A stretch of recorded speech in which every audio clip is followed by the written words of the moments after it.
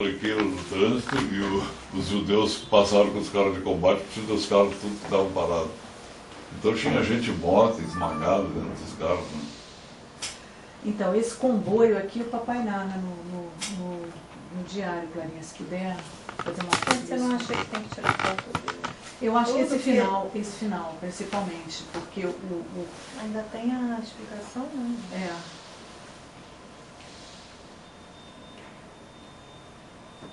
Mas eu preciso... Segura aqui.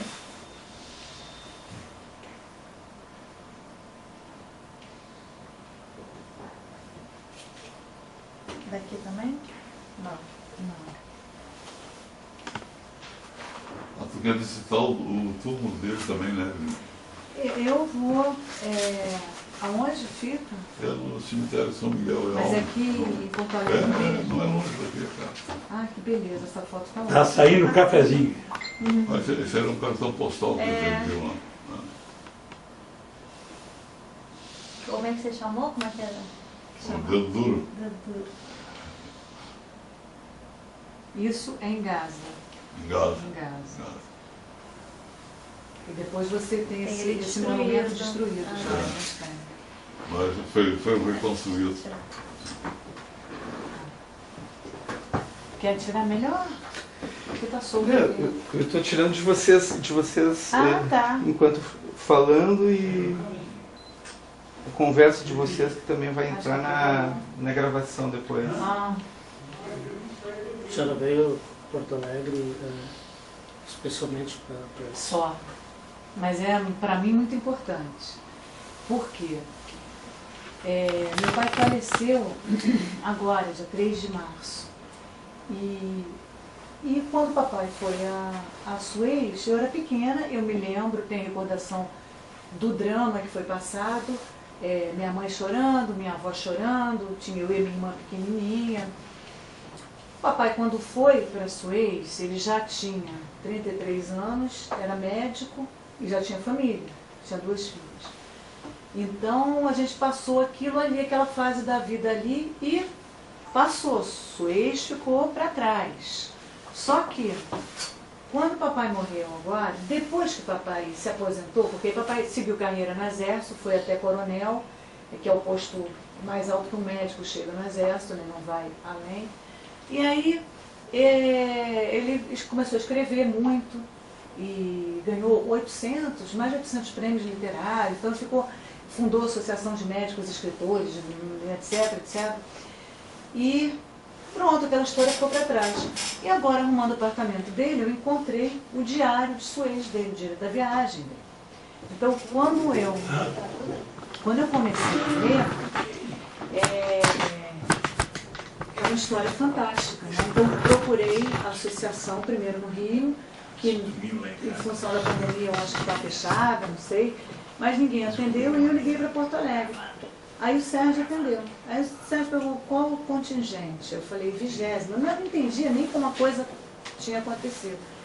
E aí o Sérgio logo falou. Eu falei, olha, tem poucas fotos. Eu não tenho muitas fotos porque eu não sei o que aconteceu com as fotos. Mas eu peguei algumas fotos. Mas aí o Sérgio falou, olha, mas 20º contingente saiu de Porto Alegre. Aí ele falou, você vai ter que vir a Porto Alegre. Eu falei, bom, vou ter que ir a Porto Alegre se eu quiser realmente saber o que aconteceu exatamente. E de lá para cá, isso fazem 2 meses só tem 2 meses. Por que eu sei? Porque a primeira vez que eu abordei o Sérgio, depois que a gente se falou no WhatsApp. Sim. Então tenho a data da nossa primeira conversa no WhatsApp. E foi em julho, né? Então, não sei, foi dia 6, por aí de julho, agosto, setembro. Em 2 meses apenas que a gente começou E nesse tempo eu comecei a entender sobre o Batalhão Suez, eu comecei a ler. Qual é o nome do seu pai e o posto dele mesmo? É Luiz Gondim de Araújo Lins. Na época ele era capitão. Capitão do Batalhão de Suez. Capitão médico, ele foi como médico. Ok. Né? E aí, realmente, eu ter achado alguém do 20º contingente, eu não achei em lugar nenhum. Apesar que depois o Sérgio me deu contato de 2 pessoas no Rio, né? Que eu já entrei em contato, já estou em contato, que foram pessoas que conviveram ali. Para eu poder entender, porque o papai deixou esse diário, ele quis que esse diário fosse achado. Ele não falou essa vida toda dele, porque não quis, mas ele também podia ter destruído o diário se ele não quisesse que ninguém achasse, né? Então eu não vejo, eu acho que ele realmente deixou para alguém achar. E ele sabe, porque ele me conhecia muito bem, que eu ia correr atrás do negócio, sabe? De querer, até porque como ele foi escritor, ele queria que aquilo fosse publicado. E a questão é a seguinte, ele já escrevia muito bem, então ele redige, então ele começa a história do diário, que eu vou botar também em Porto Alegre, quando ele veio fazer o treinamento em janeiro, que ele veio, os militares que não eram de Porto Alegre vieram para Porto Alegre para fazer o treinamento, então foi o caso dele. Aí ele veio para cá, passou um mês, né, pelo menos um mês e pouco, né?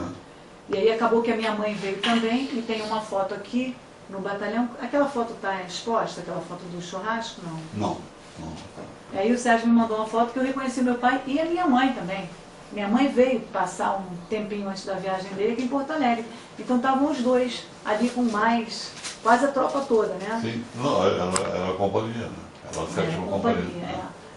Então, aí quanto mais eu estou vendo aqui, mas eu acho interessante a história do 20º contingente, que é o que eu tenho interesse. Na verdade, o trabalho de vocês todo foi muito legal, mas assim, eles enfrentaram um problema muito grande, que conforme eu vou lendo e vou conhecendo as pessoas, não foi fácil, deixou sequela em todo mundo, né? Meu pai era médico, depois ele fez pediatria, depois de Suez, psiquiatria, né?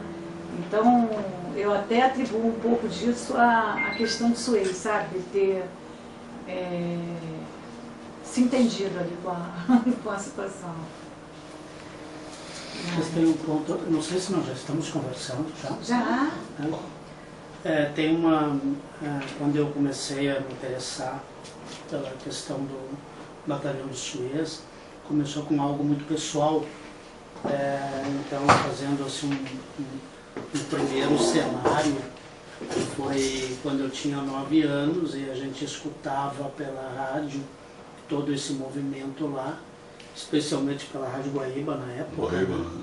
E todos os dias de manhã e à tarde a gente acompanhava como é que tá, E claro que para nós foi um susto quando nós soubemos que um deles tinha morrido, né? E aquilo aumentou mais, criou um vínculo assim muito, eu diria até assim, eu não vou usar esse termo, mas demasiadamente afetivo, né? A gente queria saber o que está acontecendo, mas quem é. Imediatamente a gente adotou, não, são os pracinhas nossos que estão lá. E aí, claro que no meio disso tudo, aos 9 anos, a gente vai fazendo toda uma fantasia, aí entra brincadeiras que a gente já fazia, trazia todas essas coisas de lá. Bom, então, aí quando fui escrever o primeiro livro que eu escrevi um pouco centrado em mim, nas minhas brincadeiras, mas claro que o pano de fundo tudo está lá, né? É uma cena que se passa com pano de fundo com outra história, né? Mostrar. E eu não sei se tem algum aí também. Não, eu dei uma rápida olhada, porque hoje nós chegamos de manhã a conversar. Depois eu achei fantástico, porque ali tem uma narrativa onde você bota uma história dentro da...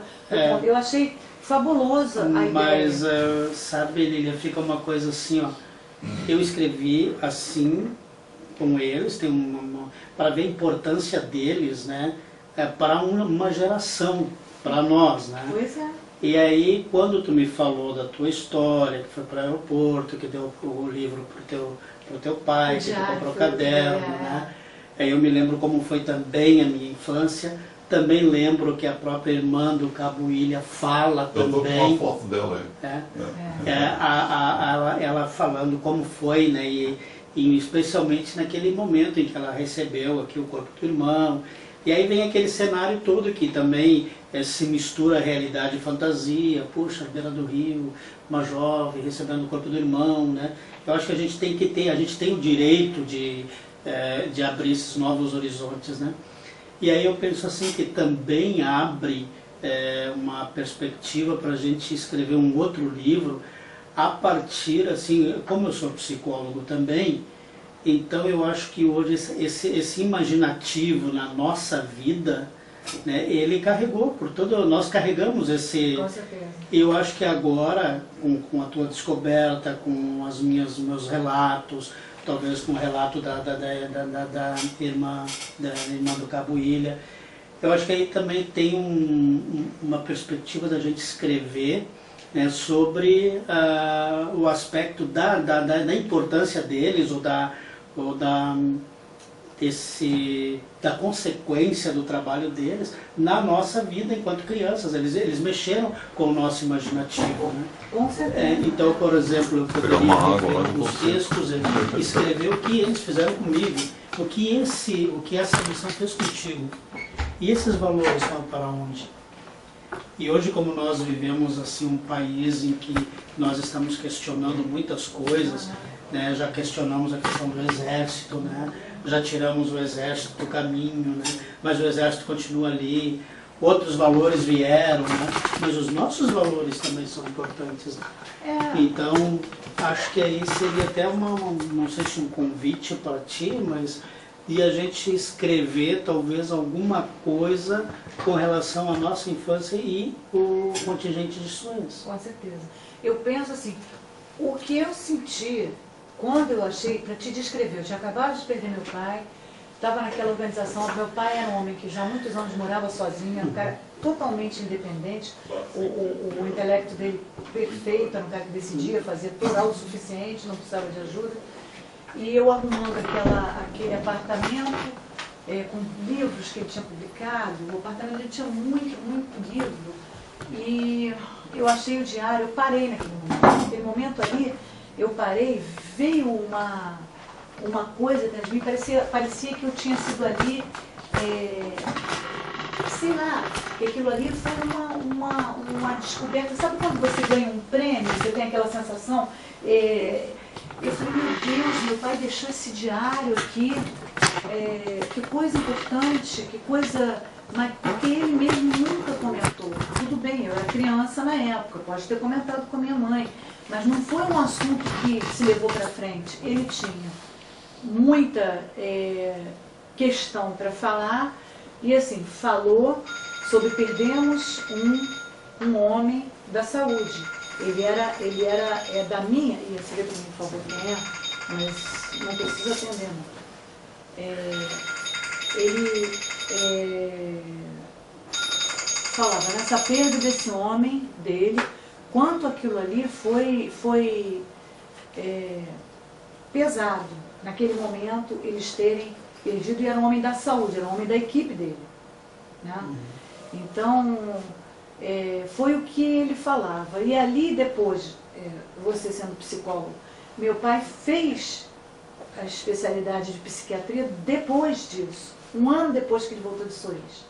Então eu já coloquei que aquilo ali não foi uma coincidência, aquilo ali foi uma coisa que ele teve problema, ele narra no diário, ele fala que tinha dificuldade, porque ele com 33 anos era dos mais velhos ali. Os outros eram rapazes ali, reservistas saídos do exército, né? Tinham acabado de servir exército, e ele era meio que responsável, se sentia responsável pelo equilíbrio que ele mesmo não estava encontrando na situação que eles estavam. Então,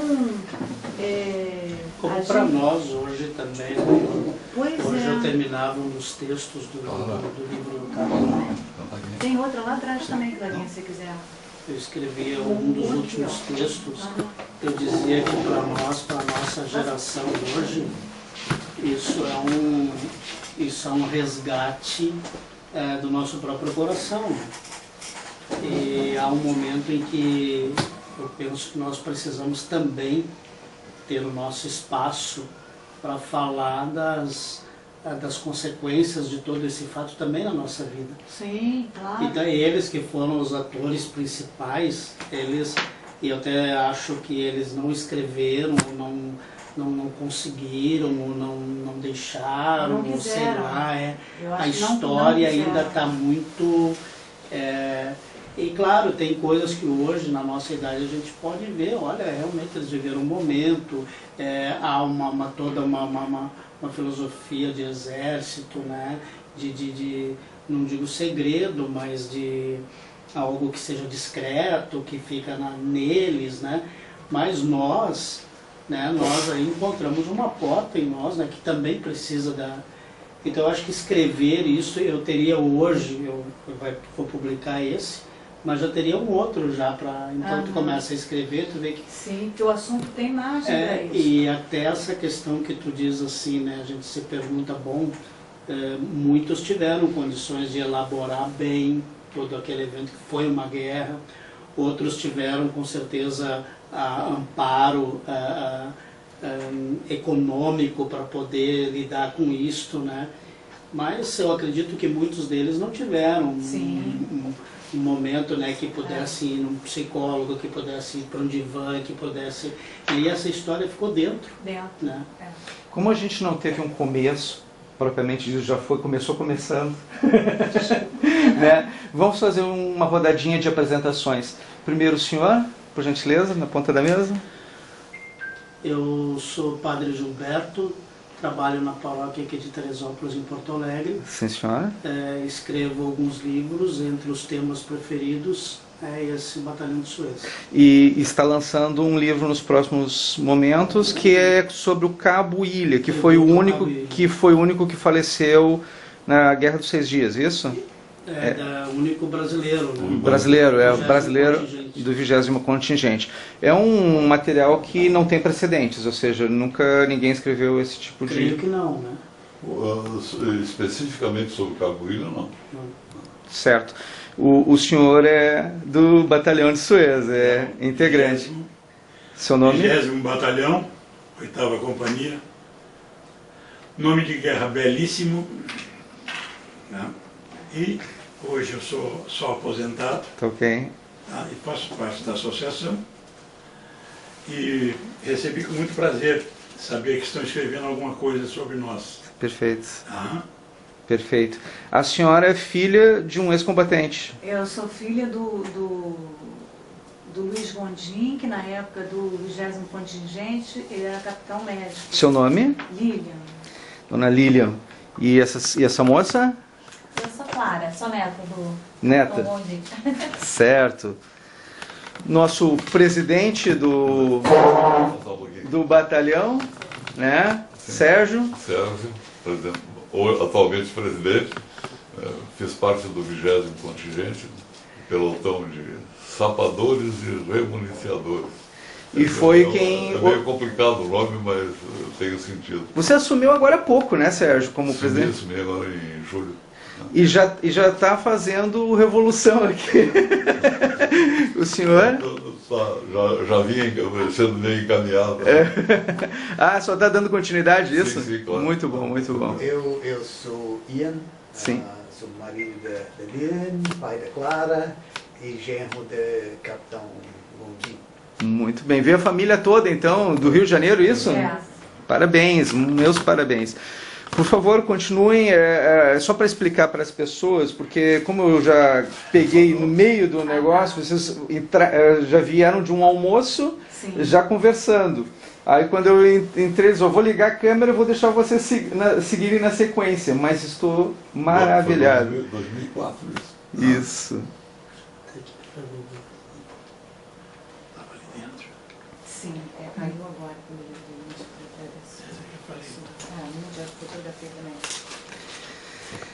Mas é um tema que eu penso que hoje nós devíamos trazer para o âmbito da educação, né, para os nossos valores.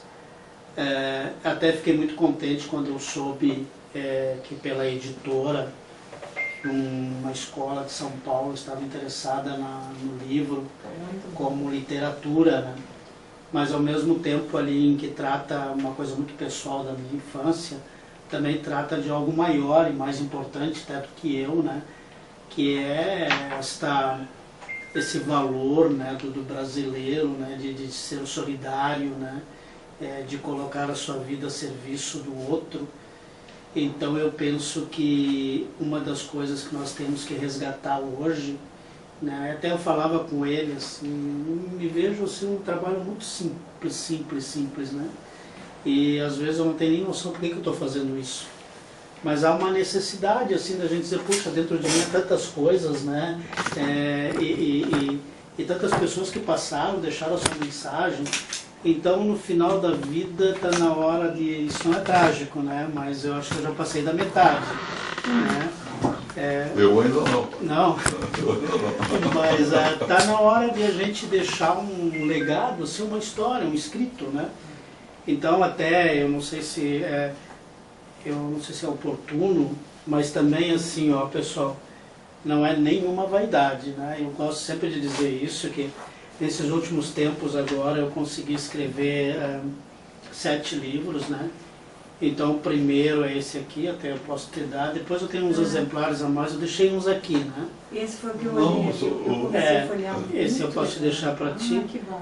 Esse aqui eu resgato a história do bairro Teresópolis, onde eu estou, que também...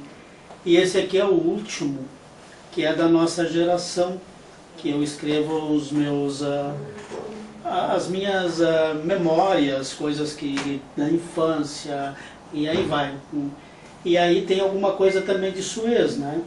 Ah, é? E até esse livro aí, como nós mais ou menos somos contemporâneos, tu deve lembrar do John Boy, né? Sim, boa noite. Então isso me se tornando jornalista, né, escritor, novelista, e esta série é baseada nos escritos dele. Então eu coloquei esse título, assim, o espírito de John Boy, que é esse espírito que também está dentro de nós, de escrever as coisas, né? Então, como a nossa história se mistura, esse tu pode levar para ti, esses exemplares. Esse aqui também? Pode ficar assim. Eu vou querer autógrafo. E aí, Eu vou querer autógrafo. e aí eu acho que agora, assim, eu pretendo, logo que esse for publicado, talvez a gente se reunir e falar assim, olha, eu teria 3 personagens, tu, eu, a irmã do Cabo, sei lá, e da gente escrever um pouco da influência desses fatos na nossa vida, né? E depois até dar um retorno para eles entenderem, assim, que a missão deles deixou fruto. Sim, envolveu uma outra parte, porque como eu te falei, a sensação que eu tive no achado desse diário, parece que eu resgatei uma coisa ali que estava perdida na minha infância. Eu não sabia o que tinha acontecido. Então, quando eu abri a primeira página que eu vi esse diário, foi me dado pela minha filha, ele me chamava de Lilinha, minha filha Lilinha, para que eu escrevesse todas as memórias dos acontecimentos nessa minha viagem, e ele honrou. O papai, ele era... além de tudo, um militar por natureza. Então a disciplina dele era assim, ele se comprometeu comigo de fazer. Ele fez, ele não deixou de escrever um dia. Ele veio fazer o treinamento dele em Porto Alegre e já escreveu. Então ele narra coisas, a gente teve a oportunidade, através do Sérgio e tal, que convidaram a gente para fazer aquela live do Sala de Guerra. E eu falei com ele. Falei com ele. Falasse com ele? Falei. Beleza. Ele vai lhe convidar. Pode dizer vai. Vai ser chamado ao serviço. Pois é, então tem aquele rapaz que faz a dublagem, que é o Márcio, né? E assim, o papai narra todos os filmes que passaram lá no batalhão. O filme, o ator, e se o filme era bom ou era ruim. Ainda dava a revisão dele, né? Um filme muito ruim. Tem um que ele fala, Sérgio, que ele fala assim, Elvis Presley, era um filme do Elvis Presley, ele fala, Elvis Presley nem no Sinai, ótimo cantor, péssimo ator. Então ele falou que nem no Sinai ele ia assistir Elvis Presley. Então ele bota as opiniões, então é de uma riqueza, assim, os sentimentos, e ele coloca ali. Então, o que aconteceu? Quando eu comecei a ler esse diário, antes de eu dar continuidade na leitura, eu já tentei contactar alguém do batalhão, porque meu primeiro pensamento, isso é para ser publicado. Eu vou publicar, não foi à toa que eu achei, então eu vou publicar, mas eu preciso de ajuda, porque eu não sei onde estão as fotos, eu até tenho algumas fotos e tal, que eu achei dele, mas muita coisa se perdeu. Então, quando o Sérgio me disse que eu teria que vir a Porto Alegre, porque esse contingente saiu daqui, e aqui as pessoas, a maioria das pessoas estavam, né? E as fotos também estariam aqui. Eu falei, não tem problema, vamos aproveitar a pandemia e vamos para Porto Alegre, né? Já que ninguém está conseguindo... Se pegar vírus, vão pegar o vírus gaúcho. Pois é, vou pegar o gaúcho ali, mas vamos fazer alguma coisa útil nessa pandemia. Meu pensamento foi esse, a gente conseguiu marcar e conseguiu chegar.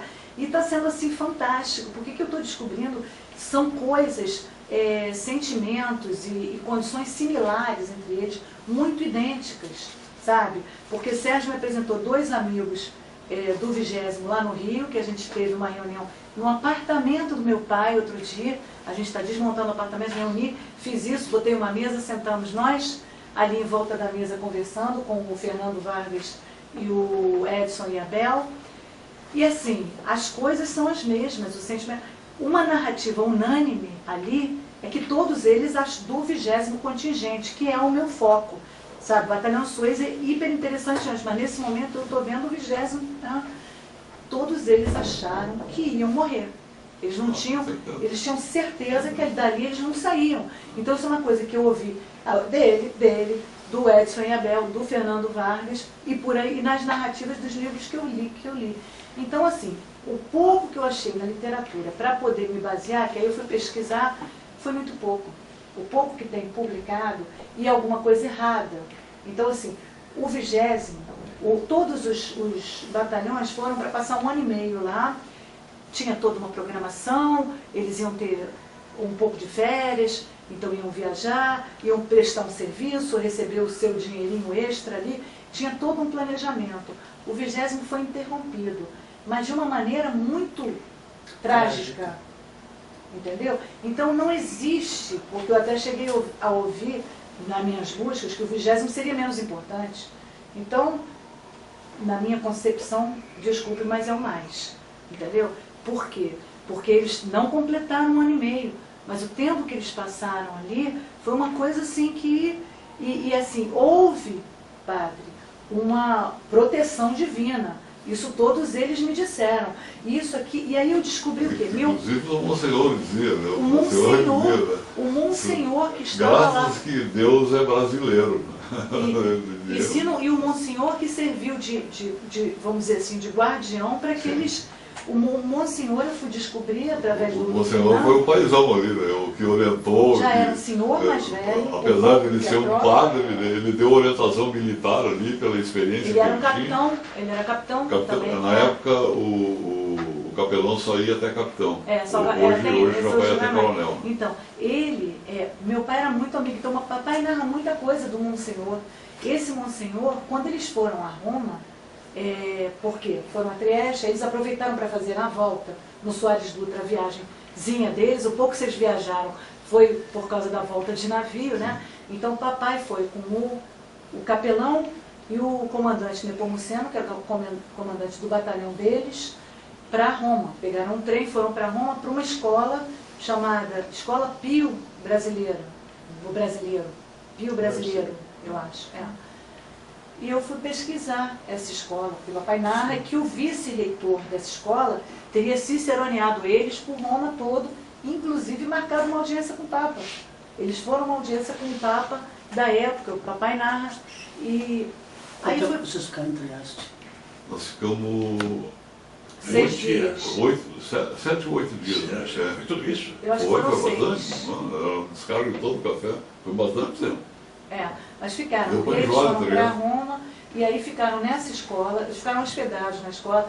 E aí eu mandei uma mensagem para essa escola, que eu achei na internet, a escola existe até hoje. Assim, para fazer a coisa... Sim, provavelmente o Monsenhor tenha estudado lá, porque na época que ele se ordenou padre, existia no Brasil apenas um seminário maior, que era o seminário de São Leopoldo, que era o seminário dos jesuítas, que era o único seminário maior do Brasil. O São Leopoldo era o maior do Brasil? E depois o segundo maior do mundo é o de Viamão. Mas isso já é 54. Então esse Monsenhor provavelmente tenha estudado no Pio Brasileiro. Em Roma. Em Roma, Pois provavelmente. Aí- Agora eu não sei de onde ele era, ele deve ser nordestino. Não, ele é gaúcho, não é? Não, ele não é gaúcho. Então ele é paulista, porque eu Eu achei uma acho que ele é travessa... paulista. Eu achei uma travessa com o nome dele, travessa em São Paulo. Eu botei o nome dele na internet, veio uma travessa, Monsenhor, o primeiro nome dele não me lembro, Finei. Mas é que, por exemplo, tem ruas com o nome do Cabuí em São Paulo, né? Não, é aqui em Porto Alegre. Aqui Cadê tem, aquele vai no negócio que você Camaquã. fotografou? São Paulo, Ele eu acho ensinou, que em tá São no Paulo álbum deve do ter alguma Sérgio, coisa. dá uma olhada Não, naquela São Paulo, cartão. não sei. Aqui sempre tem lá, não.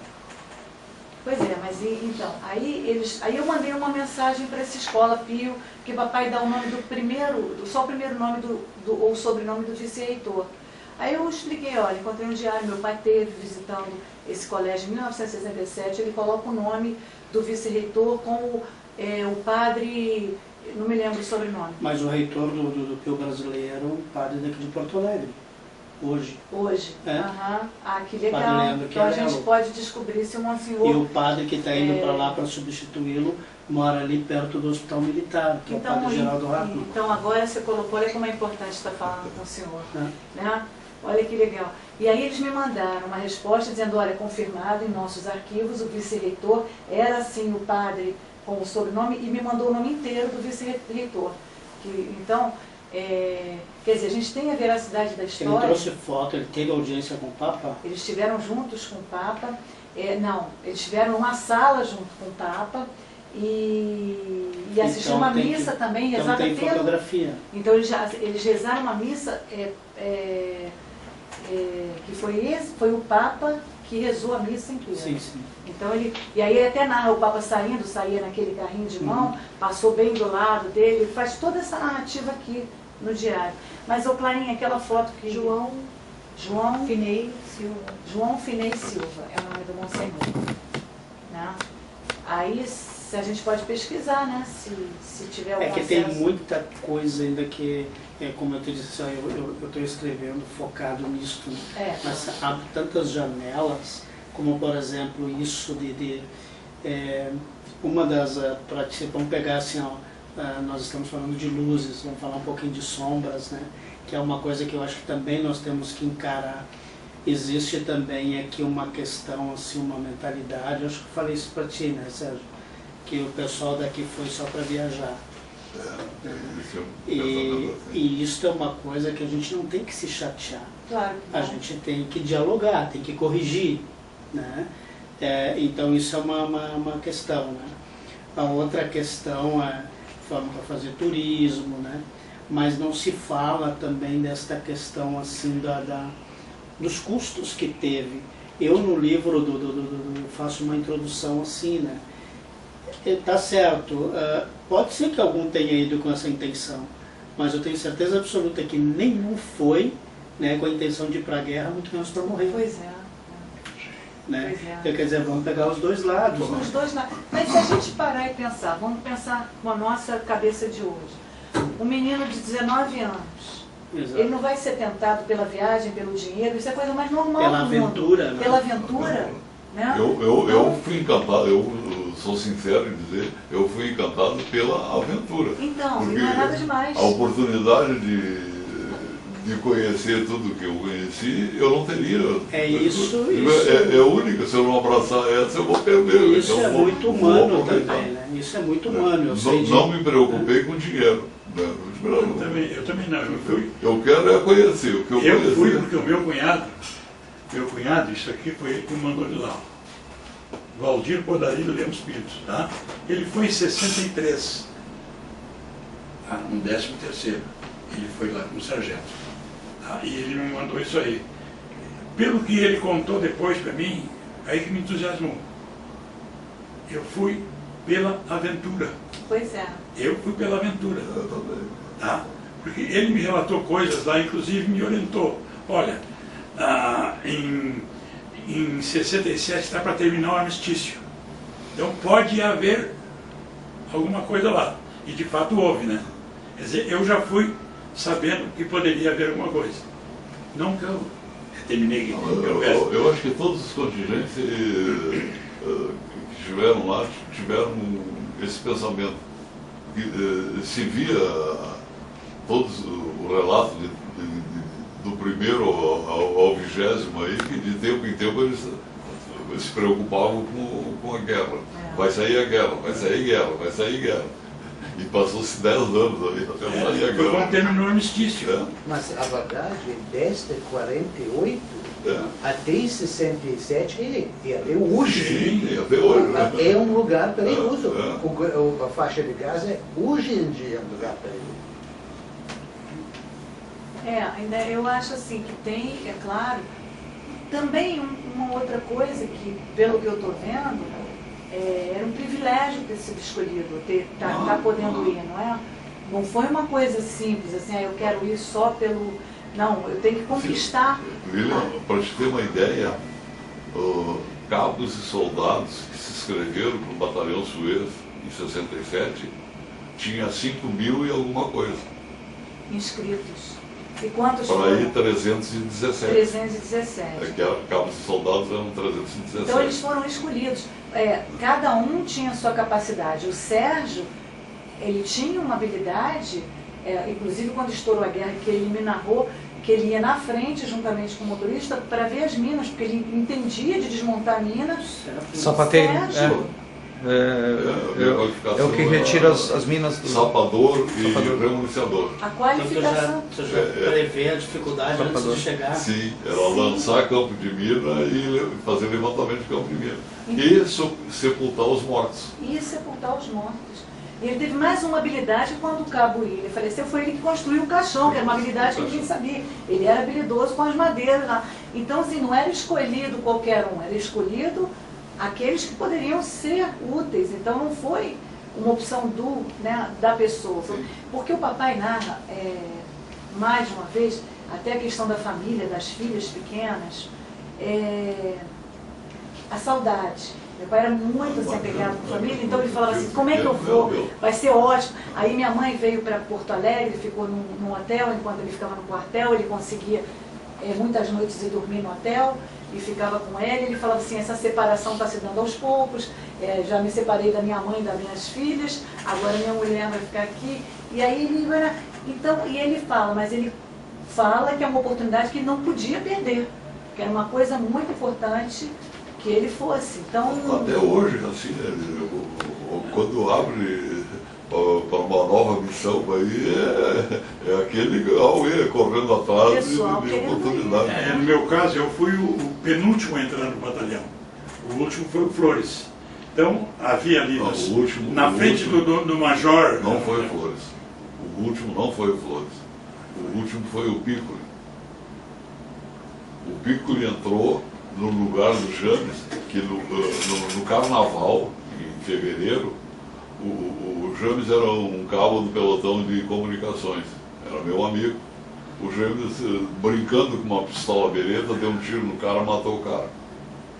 E aí tiraram ele fora, aí entrou o Piccoli no lugar dele. Nós estávamos na frente da sala do Major Reck, que era o que tinha a decisão, e tinha sempre, todos os dias, eu fui uns 15 dias antes para lá, todos os dias eu levantava de manhã, de madrugada e lá para 18. Eu fiquei, então, tinha 15 hoje, amanhã já 3 já desistiu, entrava mais 2, assim foi, e eu sempre ali. Até eu me lembro que o Major Rex saiu da sala dele, olhou para mim assim, tu ainda está aí? Eu disse para ele, eu vou, tenho certeza que eu vou. Aí o meu cunhado, mexendo nos pauzinhos lá dentro, não sei como que ele fez, que veio o Tenente Krieger, perguntou, bom, só tem 2 vagas. Naquele dia ele disse, né? 2 vão, os outros não vão. Qual é a tua companhia? Ah, REC-MEC, babá. Quando chegou na minha vez, eu digo, companhia do QG do Terceiro Exército, pode passar. Minha companhia nunca foi de elite, companhia do QG do Terceiro Exército, pode passar. E aí foi para o sorteio. Eu não sabia dessa história do Pico. Depois nós entramos. E lá eu queria ir tanto que eu era a motorista no quartel. Só que o motorista não tinha mais vaga. Aí eu disse para o capitão, eu vou, eu quero ir de qualquer jeito, me bota de cozinheiro, me bota do que o senhor quiser. Agora eu vou. Ah, tem uma vaga para infante, sou infante desde que nasci. Pois, tu entende de mecânica? Olha, eu nunca fiquei na estrada. O carro nunca deu pane, né? Eu fiquei na estrada. Até eu conto um caso, vou contar para vocês. Nós saímos do... Sempre que eu peguei carro novo. Pelotão, saímos do Forte Santa Catarina para ir no cinema no Forte Paraná, que era a terceira. E no meio, o caminhão estragou. Ô, belíssimo, tu que entende de mecânico, estou roubado, não entendo bulhufa de mecânico.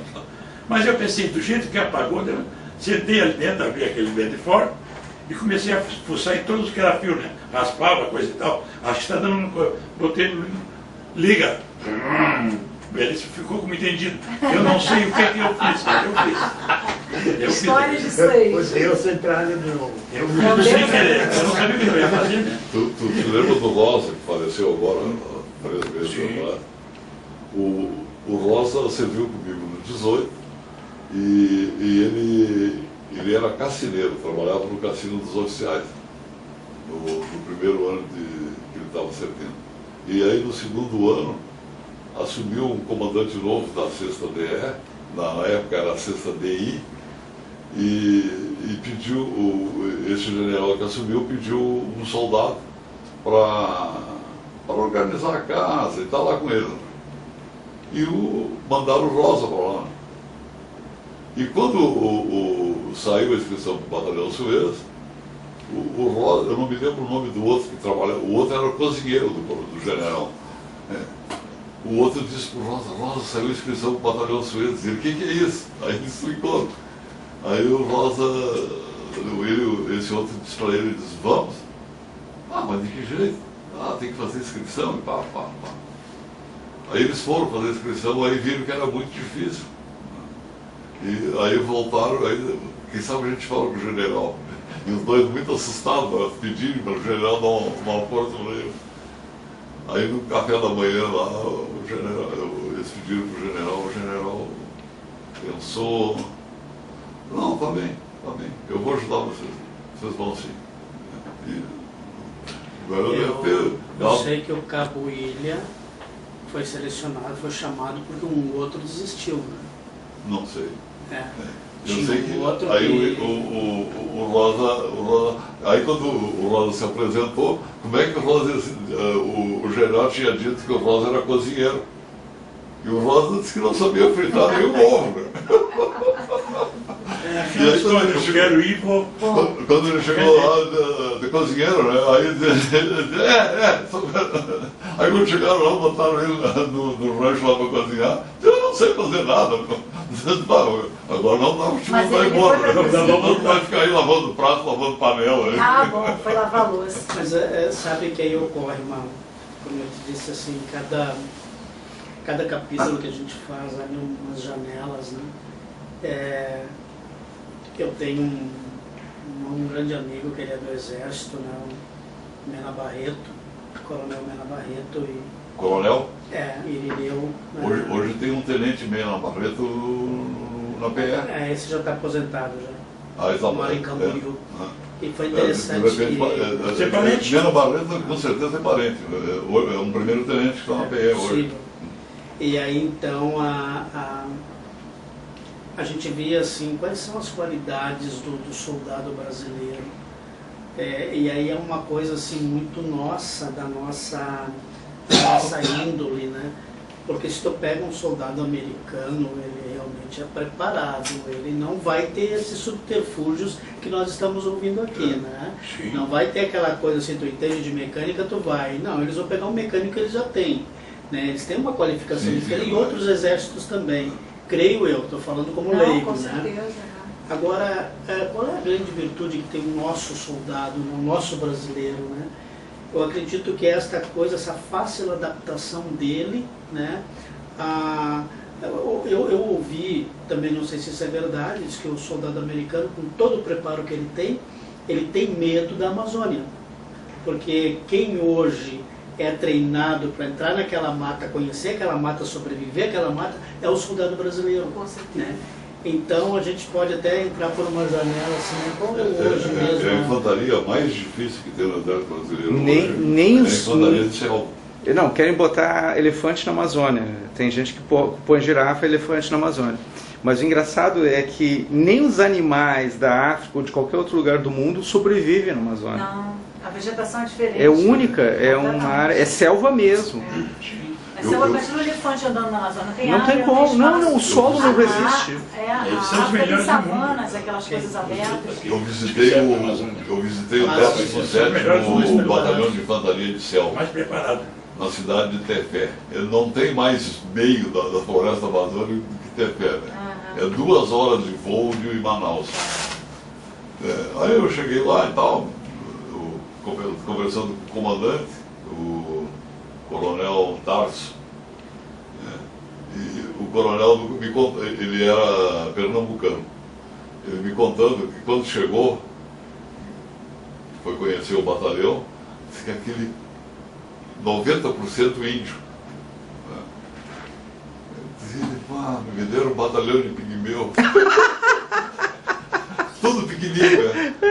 E ele é um cara quase da minha altura, estou perdido no meio desse né? Eu só espero que não seja antropófago. Quando entraram na primeira instrução de selva, ele não tinha curso de selva. Ele foi para lá para comandar um batalhão de selva, para fazer o curso de selva. Na primeira entrada na selva, aí ele viu a grande vantagem daqueles pequenininhos.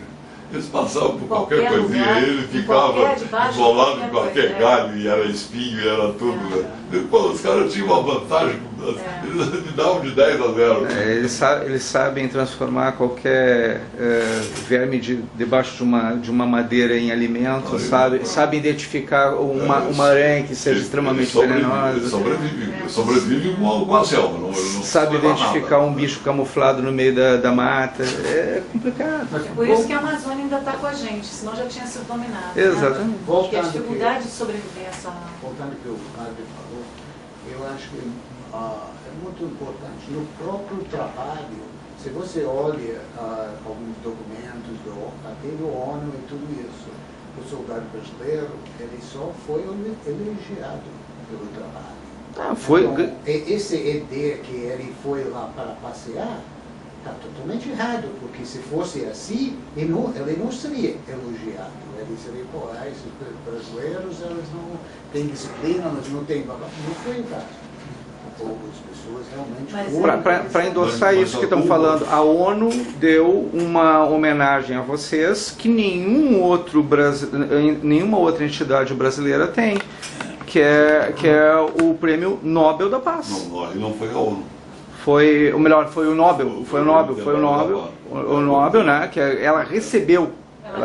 Ela recebeu por conta da atividade do Batalhão de Suez, é isso? E outros, para todos os boinas azuis, sim, né, da ONU, que cumpriram missão de paz, de paz até 10 de dezembro de 1988. O que inclui o Batalhão de Suez. Inclui o Batalhão de Suez. Certo. Então... Já Angola foi em 96, já não entrou. Não tem. Os outros boinas azuis do Brasil, ninguém então, mais. Foram as atividades dos boinas azuis no mundo até aquela data. Até aquela data. Até 10 de dezembro de 88. E isso inclui o Batalhão de Suez, as Forças Armadas Brasileiras. Inclui a UNEF, que era a força que o Batalhão de Suez pertencia. Certo. Por que tem alguma dificuldade do Brasil entender que isso inclui o Batalhão de Suez e que nós teríamos direito a essa questão do Prêmio Nobel da Paz como entidade? A coisa é assim, Antônio, eu vejo dessa forma, não sou dono da verdade. Sim, não, mas a impressão é... O Brasil, as Forças Armadas brasileiras, eu não sei, eu acho que são muito encabulados com a história, não gosto de divulgar os feitos dos heróis e coisa parecida. Né? Em qualquer época no Brasil teve essa restrição. Né? Tu pode ver, tu sabe disso, eu Sim. me envolvo muito com medalhas. Né? Então, se tu vê um sargento americano, um terceiro sargento, primeiro grau de sargento americano, ele vai ter mais medalha que um general de exército brasileiro. Com certeza. E o respeito também, porque eu falo de americano, lá, né? qualquer ato é simbólico para o cara receber uma medalha. É respeito, é mérito, né? Lá nos Estados Unidos eles são respeitados. E assim, ó, o exército brasileiro tem a medalha aí que é por tempo de serviço, né? 10 anos, né? 20 anos e 30 anos. O exército americano também tem. O exército americano tem até de 40 anos. Né? Mas lá tu ganha a primeira de 10 anos, aí quando tu ganha a segunda, tu usa a de 10 e a de 20. E a de 20. E quando tu ganha a terceira, tu usa a de 30. Tu usa as três. Aqui não, aqui o militar brasileiro recebe de 10 anos, quando ele recebe de 20, ele esquece a de 10 não existe mais. E aí ele não cumpriu os 10 anos de... Fica pagando a história. Tem uma situação que é das medalhas que ele está falando, que qualquer pessoa que for desfilar, eu costumo desfilar com a Liga da Defesa Nacional 7 de setembro aqui, até eu agradeço o Batalhão de Suez, porque uma medalha das que eu tenho é exatamente a medalha de Legionário da Paz do Batalhão de Suez, então eu agradeço a entidade por reconhecer mérito. A gente só pode usar 3 medalhas. Qualquer pessoa que for desfilar. Não, tá enganado. 3 medalhas?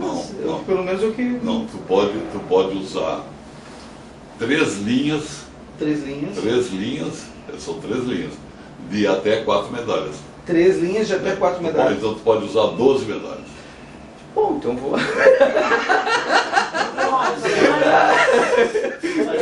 Quando ganhar o sub-20, eu vou Eu tenho o regulamento ali. Eu tenho todo o regulamento do Exército que ensina até como amarrar o turno. Como é que é o teu nome?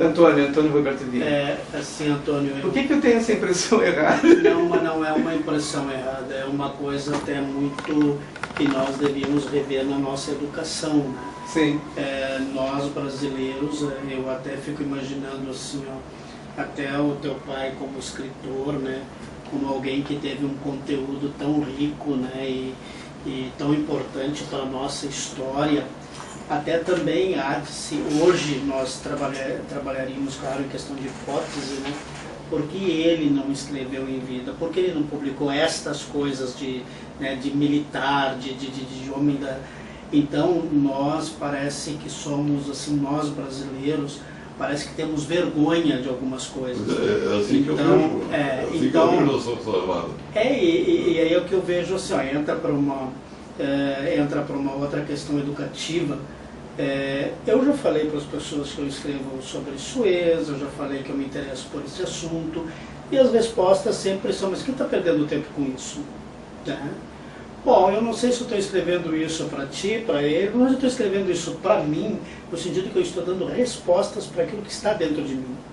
E aquilo que entra dentro da gente, né, a gente não sabe por que entra, né, mas está lá. Então eu fico pensando assim, essas questões, por exemplo, que ele trouxe, uma questão bem prática, né, medalhas. Bom, alguém te disse, aí está algo para te levar lá para a tua reflexão, né? Quem te disse isso que é 3? Porque eu já soube que é nenhuma. Bom. Agora eu já sou 30 anos no movimento escoteiro, eu já vi chefes com tantas medalhas que intimidam uma criança, né? Agora tem medalhas, eu vou te dar assim, dentro do meu da minha, entre aspas, profissão, né? Hoje o Papa João Paulo II, quando esteve aqui, ele disse: pelo amor de Deus, os padres se identifiquem. Se vocês não usam mais batina, que é, né, ainda uma vestimenta oficial, nunca foi abolida, né, pelo menos use uma cruzinha, use um klezma, né. Mas aí nós, e aqui também, claro que pode-se fazer um grande debate, que nós não estamos aí para nos mostrar, né, para dizer que eu sou isso, que eu sou aquilo, né, mas às vezes uma identificação te ajuda, né. Vamos pegar uma coisa assim, por exemplo, olha, se eu estou na rua, dá um acidente, né, eu vejo um militar, ou seja do exército, ou seja do nosso, da nossa brigada, se ele está com farda, eu vou nele. Porque a farda, porque aquilo me identifica. Se tem um acidente, se eu estou com o clero, eu sou identificado como religioso, aquela pessoa vem, ela vai confiar. Então a medalha, ela deve servir para isso, né, dizer, olha, eu consegui fazer isto, né, eu consegui. Agora, claro que tem toda uma cultura que faz com que medalha seja sinônimo de vaidade. É a questão da cultura, mas eu vou te falar uma coisa. Sobre o diário não publicado, não tem nada a ver com vergonha. Aliás, porque meu pai não tinha vergonha nenhuma desse militar. Ele era o típico, quem conhece ele sabe disso. Era um militar que andava com a carteira do exército e não tinha problema nenhum. Hoje em dia, é até perigoso as pessoas andarem com carteira do Exército, no Rio de Janeiro. Me desculpa, as pessoas ficam... eu não tenho uma carteira do Exército porque não quero, podia ter como identificação. Não, porque não quero, tive a primeira e não fiz questão de ter. Por quê? o nosso país vive um momento, diferente dos Estados Unidos, que a gente estava falando. Já estive num restaurante jantando, quando entrou um militar, um senhor lá da guerra lá do Vietnã, todo condecorado, e todos no restaurante levantam e aplaudem esse senhor e só sentam depois que ele se senta. Então, é uma coisa que aqui não acontece. Aqui você vê um militar pedindo esmola na rua. Entendeu? A gente não vamos longe. Tu conhece o Vilmar, do 13º Contingente? Ele está ali no abrigo da Parobé ali, que ele foi levado ali, e está vendendo pipoca, aquela pipoca, saquinho de pipoca. Então, mas eu às vezes até falava para o meu pai que essa Um dia desses eu conversando com ele, eu estava esperando o ônibus, né? Ele veio, conversou comigo, eu sempre compro a pipoca dele, ele foi embora, né? Aí a guria ficou, uma senhora, 40 anos no máximo, que estava do lado, ela se interessou, né, pelo que eu conversei com ele, né? E ele dizia, pá, eu tenho saudades do Caio, TTT, e porque o deserto e coisas assim. Eu não entendi, ele é certo, ele tem algum problema mental? Não, ele é muito certo. Ele é tão certo que esse senhor aí, ele tem a medalha de Prêmio Nobel da Paz. Da Paz. Pois é. Então, mas que interessante. E está vendendo pipoca, sim, tá vendendo essa história. Mas ali, numa questão do diário, aí que eu acho que havia uma dor daquilo, sabe? É isso que eu estou tentando descobrir do 20º. Eu acho que ninguém saiu dali sem sequela, sem alguma dor, sem alguma mágoa, sem alguma trauma, essa é a palavra, sem algum trauma que marcou para sempre. Também, naquela época, as pessoas, especialmente homens, para colocar aquilo tudo para fora, não era especialmente, o senhor é da onde? Escócia, né? É uma outra realidade lá, tudo Rio de Janeiro. Agora, a nossa realidade aqui, eu vou te dizer assim, qual é o lema nosso, né? Homem não chora. Pois é. Escócia também é assim. Mas aqui, pai, homem não chora. Não chora, mas eu peguei a admissão de gaúcho escrito do batalhão, dizendo que ali chegou a hora final dele, pedindo a Deus, todo mundo, não teve um que não pediu a Deus. E nesse momento todo mundo lembra muito de Deus, né? Mas ele jamais vai... um católico ali estava rezando. Mas jamais, eu posso dizer assim, ó, jamais um gaúcho vai admitir ou escrever isto. Porque isso é causa de vergonha. Essa é a palavra que o senhor falou. Vergonha. É muito machista. O Sérgio sabe, nós temos eles pelo menos o 20º e dos outros batalhões, que não desfilam, nunca desfilaram, por quê? Tem vergonha. Isso eu falei com muitos. Eles têm vergonha de desfilar. A melhor coisa que eu tenho era 7 de setembro, que eu ia para lá. A melhor coisa que tem é isso aí, mostrar quem fui eu. Eu fui lá. Então eu tenho o direito de me mostrar. E muita gente, eu não vou desfilar, pelo amor de Deus. E tem essa vergonha, isso que o gaúcho diz que o homem não chora e tal, né? É muito machismo, né? Aí até tem uma piadinha que diz que o gaúcho bate no peito e diz para o mineiro, aqui nós somos todos machos. Aí o mineiro diz, pois é, mas lá em Minas Gerais nós somos uma metade macho, metade fêmea e a gente se dá muito bem. É verdade isso aí. Mas também tem, a gente já falou isso aí com o Sérgio, assim, ó, que a vida inteira, né, nós passamos assim, discernindo as coisas, né? E para mim, quando eu escrevo sobre o Batalhão de Suez, foi uma coisa que se instalou e eu quero conhecer melhor. Eu estou escrevendo. E quanto mais eu conheço, mais coisas aparecem, né? Mas também tem alguns escritos que eu acho que antes de serem publicados, eles deveriam ser avaliados.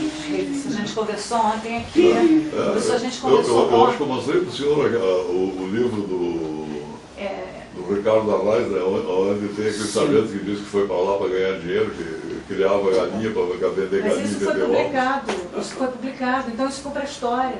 Isso quem achar e ler isso Como vai... foi publicado, por exemplo, assim, se alguém dissesse, porque toda palavra dita, ela não vem do nada, e nós temos que respeitá-la, mesmo que seja equivocada, mesmo que seja errada. Isso para nós até pode ser uma dor, dizer, pô, mas isso é uma ignorância, né? Bom, mas é uma verdade dele. Tem um livro também publicado, se tu quiser dizer o autor, tu diz, eu não vou dizer, mas tem alguém que escreveu um livro, e lá pelas tantas ele descreve quase que uma aventura sexual de um soldado no Cairo, né? E ele descreve de uma maneira assim que ele então dormiu com aquela mulher e eles estavam ali, aquela mulher, e descreve uma cena do corpo dela, uma coisa hoje inaceitável, utilitária, né? E que enfim terminou aquela relação com aquele tipo um véu, né, voando na cidade, na rua, né? Bom, para quem lê esse livro, vai ler e vai dizer assim, isso aqui é Suez. Julga todo mundo por Exato. Então, isso. mas aí está para nós uma questão, lá no nosso bairro, a gente tem discutido, a gente almoça juntos, e no nosso almoço, eu sou mais moço, estou com 62, então o mais velho está com 80, e a gente está hoje fazendo assim, vamos escrever alguma coisa desse bairro? Esse bairro está morrendo, né? O bairro está passando, você estava passando a cidade por cima, né? Cadê as acácias? Cadê aquela ruazinha que era calçada de paralelepípedo? Isso é Teresópolis? Né? Então ali passou aquela terceira perimetral. Sim. Bom, aí eu escrevi esse livrinho ali, que é história, porque eu tenho essa facilidade, que eu tenho o livro Tombo, onde o padre escreve sobre Teresópolis desde 1916. Então a gente vai recordando e personagens, né? Eu penso, ainda que seja ousado isto, que o Batalhão de Suez tinha que ter um grupo literário para pesquisar, e o grupo literário, vocês vão morrer, eu vou morrer, mas aquilo que está escrito, que é pesquisado, vai continuar. Vai continuar. Não, Esse é o nosso legado. Esse né? é o que a gente está querendo Por isso, fazer. padre, que toda pessoa que pediu meu auxílio para escrever, pode ser uma linha, uma página. Eu vou dar apoio e vou ajudar em tudo que eu puder. Com certeza. Mas não, Tá não, sendo eu agora mesmo ajudei o senhor em tudo que pude, não sei se foi de grande ajuda. Pretendo continuar ajudando a Lília. Está me ajudando muito. Tem um capitão que hoje está servindo no Rio de Janeiro e ele vai fazer ESAO, que é a Escola Superior de Oficiais, né, para sair promovido a major e outros postos. E ele escolheu como tema Batalhão de Suez. Aí ele me ligou uns 20 dias atrás e me disse para mim, não, Sérgio, eu vou fazer ESAO e escolhi como tema Batalhão de Suez. Mas tu sabe, tu me conhece, tu sabe que eu não sei nada sobre Batalhão de Suez. Eu conto contigo. Eu disse, olha, dentro da minha humildade, no que eu puder te ajudar, pode contar. Vou ajudar. Se tiver que pesquisar alguma coisa, eu vou te ajudar também. Posso dizer uma coisa também? Eu acho o seguinte, ó, esse pessoal aqui, além de conseguir a medalha de mérito pela paz no mundo, o pessoal mais antigo, logo após o pessoal da FEB. A Força Expedicionária Brasileira, os pracinhas da Segunda Grande Guerra Mundial, chegaram lá e fizeram a parte deles. Eles representaram o Brasil e muito bem, por sinal. Né? Ninguém acreditava neles, tanto que o lema era, tinha um jornalista que dizia na época, o Brasil só vai para a guerra o dia que uma cobra fumar. E aí finalmente chegou aquele lema, a cobra fumou. Claro, como lema, cobra vai fumar. A cobra vai fumar. A cobra vai fumar. E aí o pessoal que logo após o pessoal, os pracinhas da Força Expedicionária Brasileira, representaram, deram sequência ao valor do Exército, das Forças Armadas Brasileiras internacionalmente, foi o Batalhão de Suez. Então é extremamente importante que as Forças Armadas reconheçam o valor que o Exército, a Marinha, a Aeronáutica, que o Brasil reconheça o valor do Batalhão de Suez, porque é sequência natural, porque todos os nossos febianos, infelizmente, estão partindo, estão todos com mais de 90 anos. Sim. Quem vai dar sequência? Muito mais. Tem uns que já... O Capitão Elmo fez 99. 99, e teve um que fez agora 100. Fez 100 anos. Eu queria só colocar uma coisa, que o Monsenhor Finei foi da FEB. Foi febiano. Foi febiano. Então isso é fantástico, assim.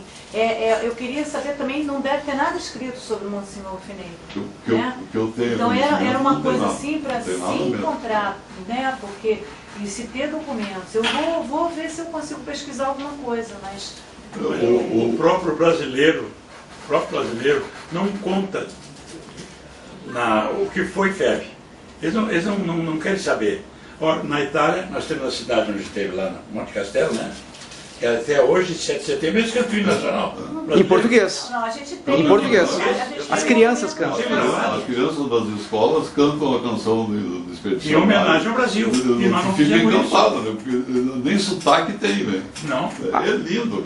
Nós temos uma lei que uma vez por semana o pessoal deve hastear a bandeira do Brasil nas escolas brasileiras. Não fazem mais. Tu não viu o cantor aquele italiano, que é da mesma tipo do Bocelli, cantando em português? Perfeito. Sim, isso é homenagem. Tu nota algum sotaquezinho, mas isso é homenagem. Que nós não fizemos. Tem uma palavra que ela usou que é referente ao pai dela, mas também que se estende até a nós, que é esta questão da dor, né? E aqui eu falo da dor psíquica, da dor emocional. Para nós gaúchos, nós até por uma parcela, talvez até considerável, nós aqui nos sentimos orgulhosos de ter participado da Segunda Guerra, né? Por outro lado, nós não podemos esquecer que especialmente o Rio Grande do Sul e São Paulo também, nós aqui tivemos o Rio Grande do Sul é colonizado por muitos alemães, dos quais nós lá lutamos contra. Como fica os daqui? E aquele equívoco também, né, de que alguns lutando contra os alemães de lá entenderam que tinham que lutar contra os daqui, quando na verdade os que daqui vieram saíram de uma Europa destruída para poder se reerguer como ser humano aqui. Então nós temos atravessamentos, né, que são complicados. A mesma coisa pode-se ver assim lá. Quem é que invadiu o Rafa Campo, é isso? Quem é que invadiu? Bom, foram os judeus, os israelitas. Bom, nós temos aqui israelitas. Quando eu digo assim, poxa, mas os israelitas fizeram o que com os nossos soldados brasileiros? O que eles querem aqui?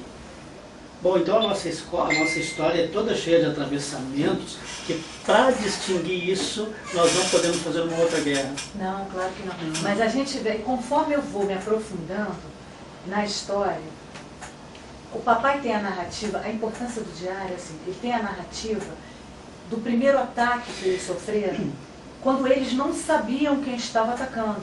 Então eles imaginavam que eram os árabes. Porque quem realmente estava atacando na direção, primeiramente, eram os árabes, se defendendo dos judeus que estavam atrás, né? Os judeus estavam vindo e eles, em defesa, tem um momento que o papai fala, ele falou, eu não estou entendendo o que os árabes estão querendo.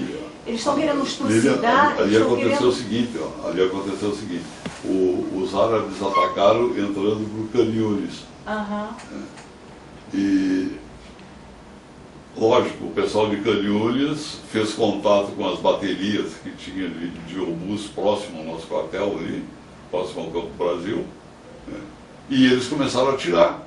E aí a gente não entendeu, né? Pô, por que os caras estão atirando? Aí começou o sobrevoo dos aviões indo da Elariche e aquele bombardeio todo. Aí que a gente foi entender que a guerra tinha começado. E vocês estavam no meio. Sim, nós éramos o presunto do sanduíche.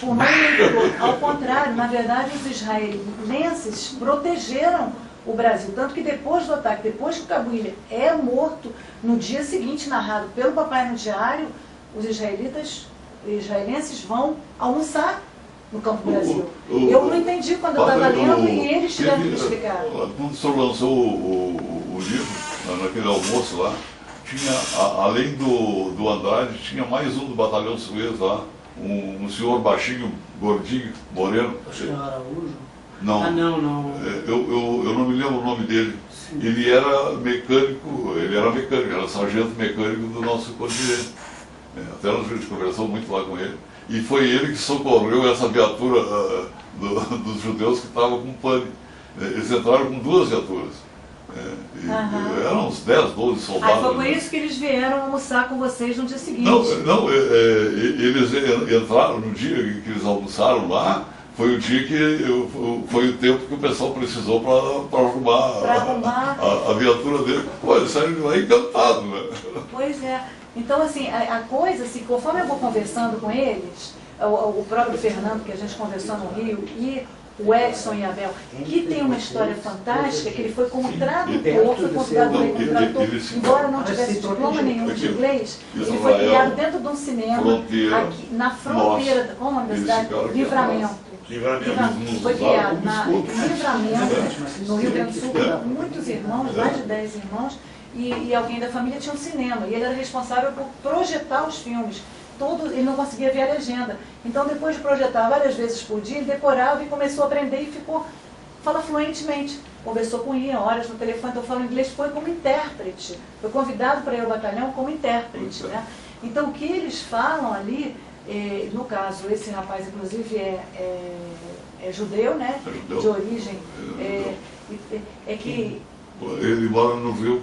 Ele mora no Rio. O Yamel. Ele é judeu? É judeu. Ele é judeu.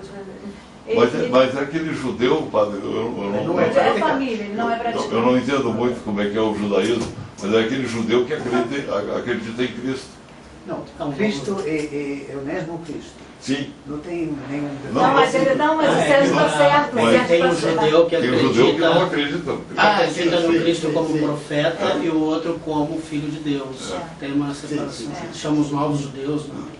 Mas ele acho que ele não frequenta, ele é judeu que nasceu de família, essa coisa assim, né? A família era e tal. Mas, então, esses relatos que eles fazem vão me dando informação e vão colocando como é que a coisa saiu. Então, eles tiveram muita proteção divina, isso a gente não tem a menor dúvida. Aqueles, né, os aviões que foram destruídos, o papai fala isso, ele disse que 400 aviões foram destruídos ainda no solo, os aviões, foi a sorte deles. Porque se aqueles aviões de Alaris tivessem levantado... ia ser um inferno. Então, e só Deus sabe onde é que iam cair as bombas. Pois é. Então, o que eu acho que tem muita história para a gente levantar, esse 20º contingente foi assim, um contingente que tentou tudo que podia, voltaram com uma baixa, a gente sabe a dor que é o Cabo William, mas foi uma baixa, podia ter sido muito pior. Agora eu tinha uma pergunta para os 2 gaúchos que estão aqui, estavam no 20º contingente. E só deixa eu fazer uma observaçãozinha, nosso país é tão lindo, tão maravilhoso, que nós abrigamos hoje israelitas e judeus. Ah, sim. E cristãos, todos nós. E muçulmanos também. E muçulmanos. Aqui não tem... O Brasil é maravilhoso. Não tem diferença por religião, a gente não fantástico. considera, não. Mas eu ia perguntar o seguinte. Aqui a gente briga por futebol agora. Só futebol, Nenhum dos gaúchos chorou ou sentiu vontade de chorar naquele momento? Eu chorei.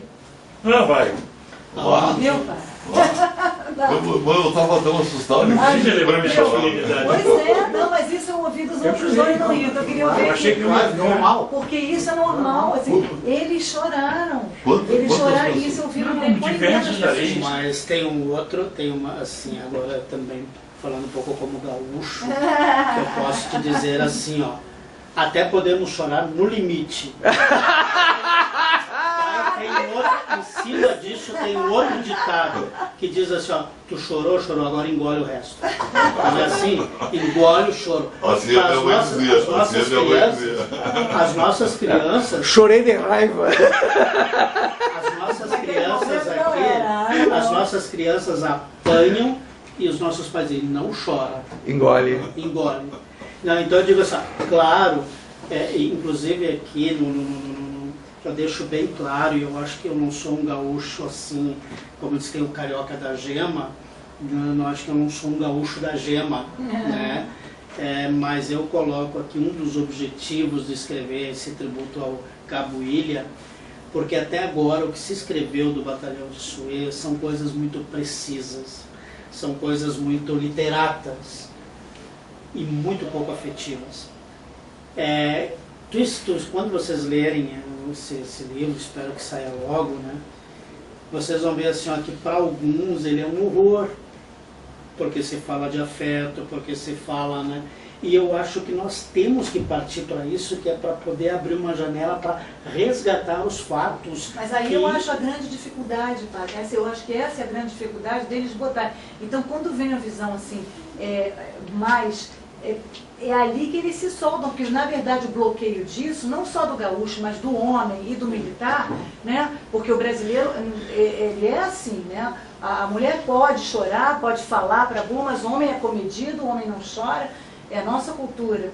Então, agora, depois, quanto tempo depois? Mais de 50 anos depois. 53 anos então está depois. admitido que choraram, que seria uma coisa absolutamente normal de acontecer, né? Os meninos jovens ali sem perspectiva, o que foi tirado, o papai fala o que foi tirado do Cabo Ilha, né, que é o futuro, que é ele narra isso, né? Tiraram daquele rapaz, mas a sobrevivência dos outros 300 e tantos homens foi uma glória e foi o poder divino ali que tirou, porque eles tinham tudo, eles tiveram várias chances para dar errado, simultaneamente, lá no Campo Brasil, e acontecia com eles em outro lugar, estarem sendo rendidos debaixo de arma, coisas explodidas. Quando vocês vieram de lá para o Campo Brasil, teve um ferido de estilhaços também, que não morreu. Tinha um que tinha sido submetido a uma cirurgia. A uma cirurgia de apêndice. Que a apêndice supurou no meio da...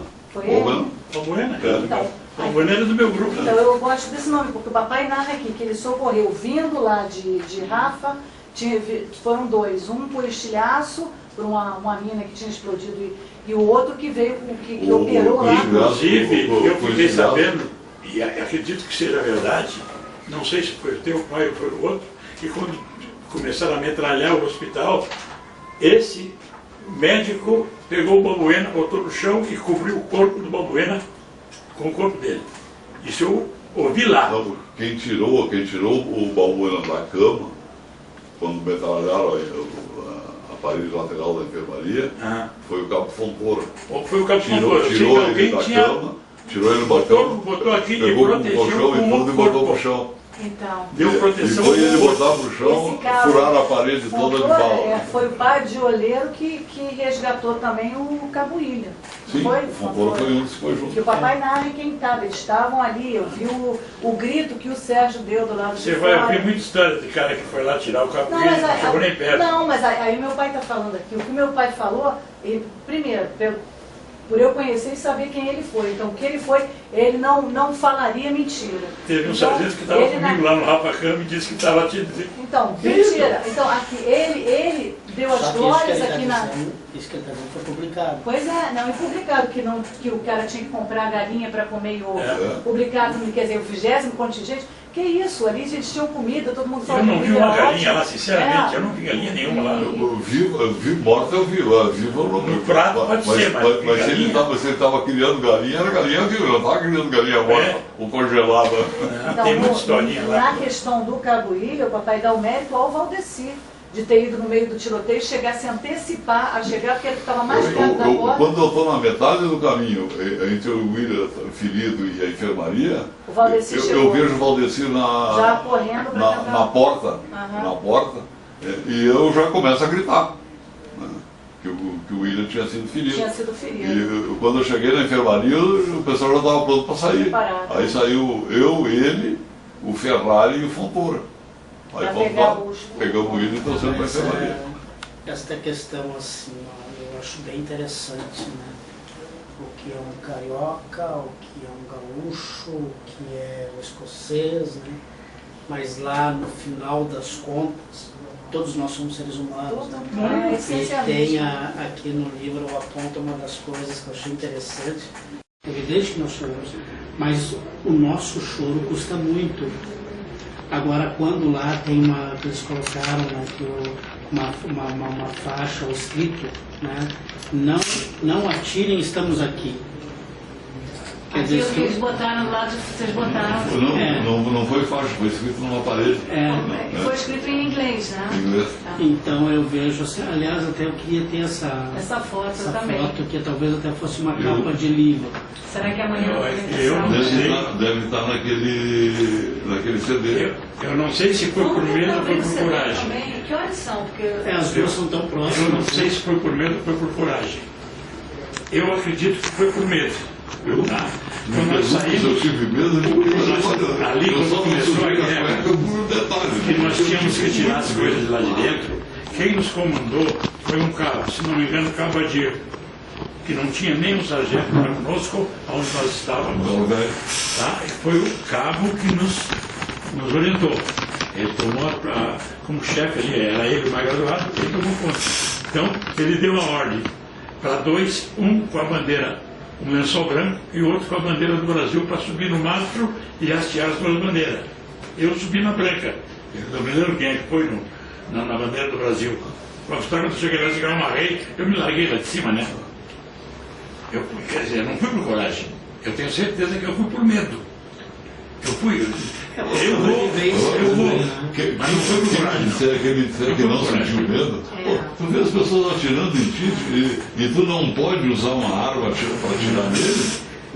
Aquilo ali te põe numa situação muito difícil. Até porque o medo, nesse caso, é um ato de coragem, Sim. De sobrevivência. Não, se tu está armado e pode reagir, tu até dá uma eliminada no medo, de um pouco do medo, né? Porque aí tu vai te defender. Mas na situação que nós estávamos... Eu fui pensando nos companheiros, só isso. Eu tenho que ir, quero dois para hastear a bandeira, e eu vou pegar a bandeira e vou, não sei por que eu fui, até hoje não sei. Eu tenho uma teoria a respeito disso, não sei se vocês vão concordar ou não. Eu acho que todo mundo tem medo. Coragem não é ausência de medo.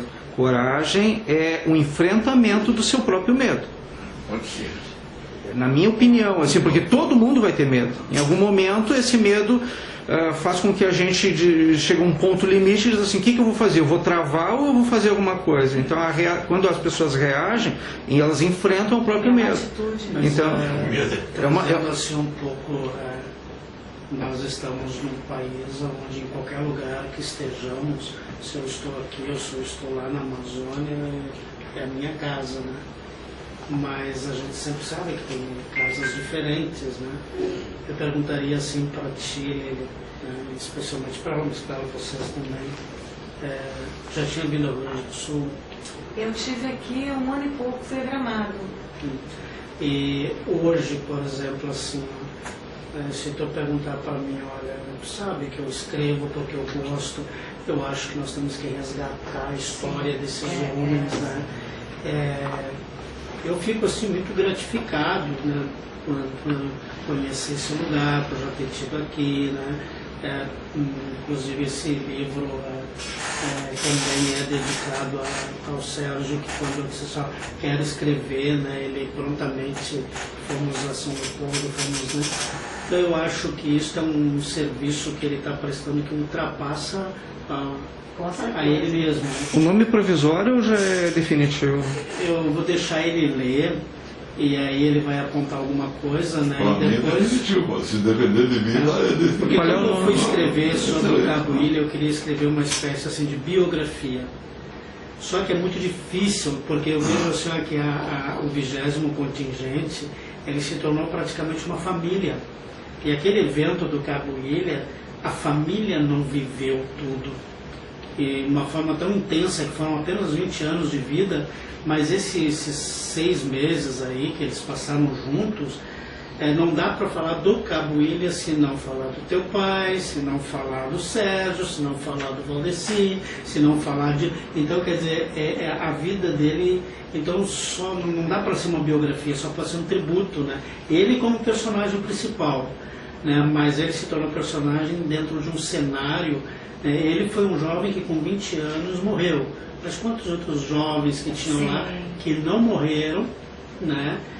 E a única diferença que tem é que aqueles jovens que tinham a idade dele e não morreram, hoje podem contar alguma coisa para os seus netos. Ele não vai poder contar. Né? Mas eu te perguntaria assim, né? O que tu vens aqui, espera o que eu, por exemplo, posso te ajudar, o que projeto conjunto nós podemos ter, né? Porque eu me vejo assim como tu tinha 7 anos, viveu aquela história, eu tinha 9 aqui, vivi essa história, a outra lá viveu. O que nós podemos fazer como um apoio, né, para que esta história permaneça? Olha, padre, eu acho que existe uma razão para a gente estar aqui junto. A mesma maneira que o senhor foi escrever sobre o Cabo Ilha, Sérgio me contou a história lá do cemitério, né? Então, esse diário ter vindo na minha mão, o Sérgio ter feito um acolhimento tão grande comigo que eu me sentia à vontade de me tacar em Porto Alegre numa hora para que essa história seja... Então a gente tem a mesma ambição. Eu acho que a gente já começa de que a gente está numa coisa ali de verdade, então incomoda o fato da gente ler em verdades que prejudicam a coisa. Incomoda porque a gente tem a história verdadeira. A gente tem homens aqui para falarem a história verdadeira. A gente tem um diário narrado pelo meu pai, que escreveu dia a dia. Então só lembra, quando eu mandei para o Sérgio, que eu não conhecia, aquelas 2 páginas da morte do Cabo Ilha, narrada pelo meu pai, o Sérgio falou, olha que bom, eu não me lembrava mais daquele momento do comandante Wilson Nepomuceno entrando na sala e dizendo para aqueles comandados dele, todos ali eram, dizendo a vida que se extingue nesse momento é mais valiosa que a minha. Então essa palavra de um comandante, que agora eu estou entendendo, por outras narrativas, que ele era um humanista mesmo. Ele era o comandante, ele era um coronel, ele era um homem, mas era um humanista, era um que se preocupava. Então eu vejo assim que eles criaram, porque eram muito jovens, a gente pode se imaginar agora a gente com a nossa idade, quando eles tinham 19 anos, isso sempre me reporta para a gente quando jovem, que eles têm uma fragilidade, né? Na cidade a gente não sabe exatamente, e eles foram expostos a uma situação muito difícil. Então, por exemplo, eu vejo narrativas aqui no diário que o papai fala que comemorou o aniversário de um soldado e que foi tão excelente a repercussão que dali para frente todos os aniversários seriam comemorados. E o papai, depois, vocês conhecendo, depois eu vou mandar, Sérgio, para você, os livros que meu pai virou um poeta, assim, e foi premiado em categorias de poesia, contos e etc. Mas já tinha o dom da escrita, muito bom, quando era jovem. Pela maneira que ele já redigia, ele tinha um português muito bom e assim, uma narrativa boa. Então, o que acontece? Eles tinham ali, ele se preocupou, que ele fazia as palestras depois dos discursos no aniversário. Então falava para o rapaz que ele se sentisse acolhido, que eles ali eram como se fossem a família dele. Então, e hoje, papai depois virou, tanto da Abrames, da Sobrames, que são sociedades brasileiras de médicos e escritores, e a academia, ele virou palestrante. Uma amiga dele, que era muito amiga, que sempre me manda mensagem agora, depois que ele faleceu, ela dizia, teu pai, quando falava, entendeu? Até sabe, ele tinha realmente o dom da palavra. Naquela época já tinha. Então eu posso imaginar que eles ali fizeram uma corrente, uma família, de proteção. Então quando isso aconteceu, e ele relata também no diário, que uma preocupação dele, e que o Monsenhor ajudou muito a ele, o Monsenhor, papai era um homem que se confessava 2 vezes por semana com o Monsenhor, um homem estritamente criado dentro da igreja, né? Então o Monsenhor era um apoio para ele muito grande. Então a preocupação do Monsenhor ajudou a ele, como dos mais velhos do grupo, de dar um suporte. Então eles tinham, além de estarem passando uma situação horrível, ele tinha que dar apoio para os meninos que estavam ali, que eram 12 anos mais novos, do que ele ali. Então isso era uma condição que Monsenhor conversava com ele. Ele narra que o papai ficasse forte e pudesse também, porque o que não podia cair era um oficial, né? O oficial ali tinha que dar para a tropa dele poder estar de pé. Pois é. Então ali depende, eu acho que eles tiveram muito esse apoio, assim, eu acho que o pessoal de cima deles, mas o papai conta que no cassino dos oficiais, que é um lugar que eles não frequentavam, que era só dos oficiais, o pessoal estava batendo cabeça já. O pessoal já estava, ele narra, uma determinada pessoa estava aloprada, começou a ter um surto não sei do que, entendeu? Então, quer dizer, mesmo as pessoas mais velhas ali não estavam segurando a onda, é uma coisa que a gente pode imaginar. O meu comandante de pelotão, que era subcomandante da companhia, subiu. Pois é. Não sei onde é que ele se enfiou para... Teve um cara dentro do armário, né? Hã? Teve um tenente que estava dentro do armário. Eu não sei se era armário, eu não sei para onde é que ele foi. Conta a história que ele tirou, estava um soldado lá dentro do armário, ele foi lá e tirou o soldado dentro do armário. Conta, não sei se é verdade. Mas isso rodou, no navio rodou isso aí. Também não lembro o nome do tenente fulano, aí se escondeu no armário. Nunca foi desmentido, né? Pois é. Mas então as histórias assim, quer dizer, que me fascinaram a respeito do 20º contingente é essa que talvez, de uma certa maneira, tenha sido considerado como uma derrota, e na verdade foi uma grande vitória, entendeu? Ali, dos rapazes da tropa ter chegado com uma baixa, né? E que aquilo ali não foi uma derrota considerando os outros batalhões que fizeram 1 ano e meio de trabalho, que ali houve uma frustração de várias e várias maneiras. Primeiro que eles estavam ganhando para ganhar um dinheiro melhor, eles foram para fazer a viagem, o papai narra, já estava combinado. Eu fui interna por causa disso. Eu fui para uma escola chamada Estela Maris, Escola de Freiras, Rio de Janeiro.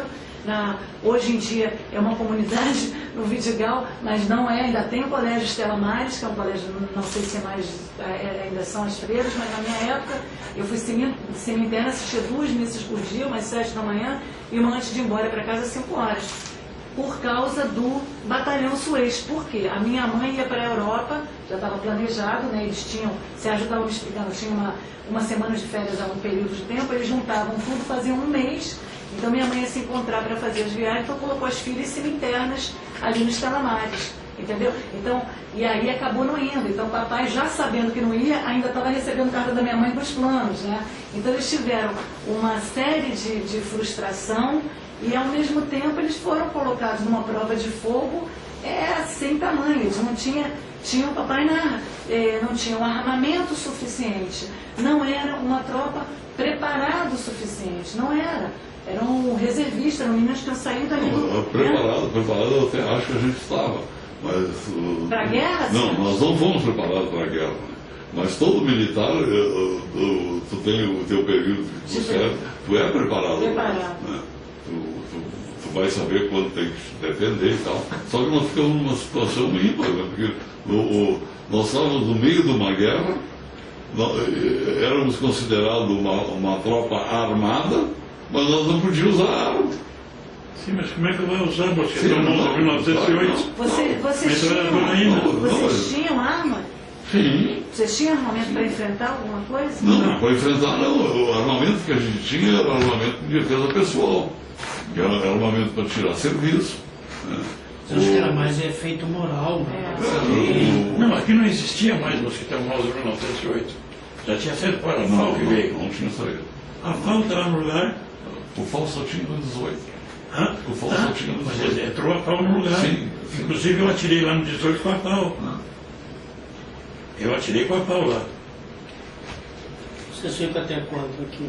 Então, nós vamos terça-feira à tarde. Mas, então, assim, o que eu acho, assim, aí no mesmo momento que eu vi o diário, eu falei, isso tem que ser publicado. Né? E quanto mais eu me embrenho na história, mais... Vai publicar um diário, eu vou, vocês lidam assim? Eu vou, pois é, aí as ideias estão se formando, entendeu? Porque... Tem um cafezinho ali, sabe? Eu vou ter que ir às 4 horas, eu tenho que ir embora, que eu tenho compromisso. Eu tenho que sair também 4 e pouquinho, né? Já é diferente, eu tenho que chegar às 4, que é o horário que a mulher me deu. Mas se você é o que está em maior perigo da gente. Com certeza. Se vocês tiverem tempo e quiserem também lá na paróquia, eu posso, se vocês quiserem, mas também vocês com certeza virão outras vezes, né? Mas aí eu gostaria de falar, talvez a gente fazer um projeto Eu comum, acho ótimo, a gente pode de escrever escrever alguma coisa assim. Eu acho muito legal. Eu acho a gente colocar essas coisas, mas o diário, então, o que está acontecendo? A princípio, a minha ideia era publicar o diário. Quando eu comecei a pesquisar, eu comecei a não entender. Aí comecei a ler narrativas como esse do livro que ele falou, e eu falei, peraí, papai não fala nada disso, não tem isso, meu pai escreve. E comecei a tentar entender, tentei conversar com alguém que também já tinha algumas publicações, e não consegui formar uma coisa. Depois eu vi a narrativa no site do Batalhão Suez, e vi uma narrativa absolutamente diferente da do meu pai. Aí falei, ué, como é que tá? E não consegui entender. Tinham 5 diferentes lugares acontecendo a mesma coisa. Então, o que eu falei para o Sérgio? Eu falei, Sérgio, eu como leigo estou tendo dificuldade de entender a história, né? Porque eu vejo uma narrativa aqui, uma narrativa ali. Eles ficaram rendidos, e teve a história do buraco, que foi o Fernando, foi para o buraco. Um buraco que ele se tacou durante a guerra para 2 pessoas, ficaram 6 ali dentro, a mira de coisa, minas explodindo do lado. Então a narrativa do Fernando é muito linda. Eu tive com ele sábado passado. Então eu falei, Sérgio, você faz o seguinte, faz um adendo aqui no meu livro explicando os lugares e tal. Depois essa ideia, quando eu conheci o Fernando, essa ideia já me desapareceu. Então a guerra vai do dia 5 ao dia 11, mais ou menos, né? 12. Pois é. 7 dias. 7 dias. 6 dias, chegaram 6 dias. O Fernando tem todas as narrativas desses dias. O 5, 6, Fernando 7, começou a 8, 9, escrever. 10, 11, 12. Ele escreveu 5, 6, ele escreveu até chegar na Trieste. Escreveu. Então eu pensei o seguinte, eu vou botar a narrativa do meu pai no dia 5, vou botar a narrativa do Fernando, vou ver se o Sérgio me faz uma narrativa, e o Iabel, que estava em outro lugar, porque ele estava no Gaza. Ele estava em Gaza, e nada acontecia por lá. Até lá, e nada acontecia. O Iabel não sabia o que estava acontecendo. Se tiver bom, foi eu que fiz, hein? Se tiver ruim, não sei quem fez. Não, Mas não isso me está ruim não, você falou que é especialista. uma questão assim. Eu gosto bem forte. A gente também. Nosso café, não é? Chafé, não. Me recorda, sabe que o Érico Veríssimo, Forte, não. é muito Papai tinha uma legal. sociedade, ele fundou uma associação, a Sociedade Érico Veríssimo lá no Rio. O Érico Veríssimo, antes de escrever os... Não vou. Talvez já. Tu queres? Não, obrigada. Antônio, Porque assim, Lá em Pelotas. ele fazia assim, ó. Não, que fazia o que Eu senti o mesmo problema que tu. Porque um contava uma coisa, tu contava outra, e eu não Mas né? era café. E aí então, por isso que dá esse problema que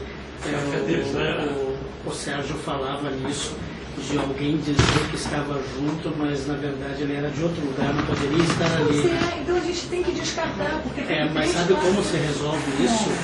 Eu acho que aproveitar o Sérgio uma hora, a gente colocar aqui uma cartolina, colocar uma cartolina e explicar assim, primeiro, aqui chegou o 10º Batalhão, todos os 400 e poucos, 427, vou colocar ali. Bom, a partir dali, então, um foi para lá, outro foi para lá, outro foi... Quem estava onde? Aí, se fizesse desenho, para mim ficaria claro. Cadê aquele mapa aí, que a gente trouxe aqueles mapas que a gente deixou na sala dele? Com Mas sim, é mas de tudo novo, porque eu não fotografei a nome do Iabel, que vai ficar muito triste se eu não levar para ele. Porque agora ele é meu amigo, né? A gente se fala Iabel, um bom papo, então ele conversa. Eu fiz, eu imprimi alguns mapas, e aí quando a gente marcar, porque eu vou querer publicar um mapa ali, quando marcar os lugares, eu vou botar os retratinhos de quem está falando e aonde estava. Eu pensei nisso, entendeu? Então quem estava no Campo Brasil? Papai, Sérgio, dos que eu conheço. Papai e Sérgio só. Tu vai fazer um mapa que eu grande. conheci. É um mapa de uma página, ocupando uma página aqui, um mapinha onde tem o Campo Brasil, onde tinha Rafa, Gaza, Porto Saíde, entendeu? Isso no outro que para lugar. nós, Para te dar uma sequência. Porque eu falei, eu preciso, para aprender, sempre preciso uma de ter topografia, né? para ter uma sequência da coisa caminhando. Então aqui, quando o Sérgio Papai tem que dar o mesmo depoimento.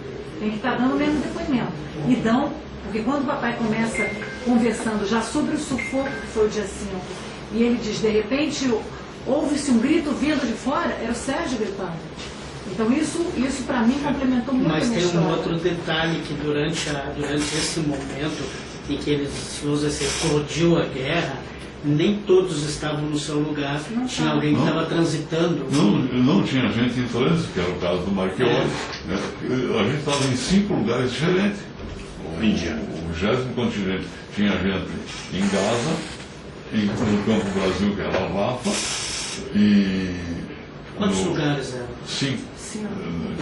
Tinha 5 lugares diferentes. Aí tu poderia, até me interessaria isso. Camp, tinha gente em Port Said que estava preparando o nosso embarque, que era o Paulo Isaías, que estava lá com mais um pessoal, e tinha gente que estava no Cairo.